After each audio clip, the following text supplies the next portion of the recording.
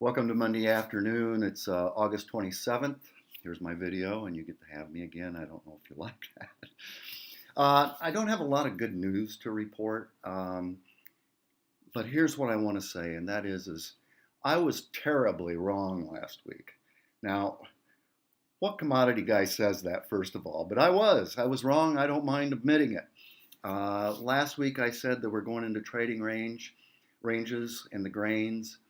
And I gave corn, for instance, support at 385. Well, corn blew through that. I gave soybeans a support line at 880. Well, we blew through that. I gave spring wheat, for instance, a $6 support zone, which is a really important zone for spring wheat, and it blew through $6.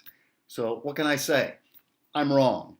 And the funds are growing again. Their soybean and corn positions just today.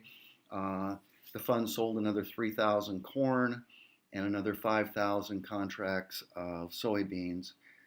The bad news is, and wheat has taken it on the chin, especially winter wheat, just beaten up so badly.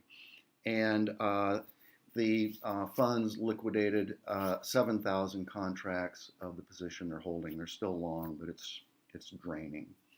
Another thing that I want to talk about is feeder cattle. I don't usually bring up livestock in these videos, but I wanted to. Feeder cattle has really taken it. I mean, just since July 23rd, November feeders have dropped 935 points. There's nothing I can say about that. From a cash delivered standpoint, cattle in the Panhandle, Oklahoma and Panhandle, of course, of Texas, what has happened there is the bids have sunk back about $1 since last week. They were trading delivered cattle about 100. The bids were about $110 to $111, as I recall. This week that's shifted, and now we're looking at $108 to $109 delivered. That is drifting a little bit, but we've been here before, regardless of what's happened on the board. So I think you can, with the cold storage at record highs, I think livestock's going to have a really hard turning around. Hogs did turn around and then got beat up by the end of the week again last week. So the last thing that I want to talk about is NAFTA. Yesterday and the day before, Mexico said they'd come to a temporary agreement.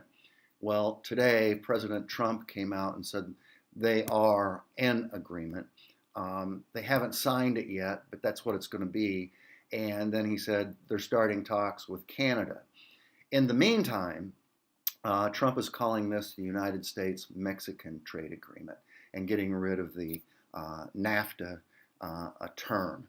Now, what I want to say is I've read everything I can on this agreement, and I can't find one thing, although it'll contain it, but I can't find one thing they're talking about in agriculture.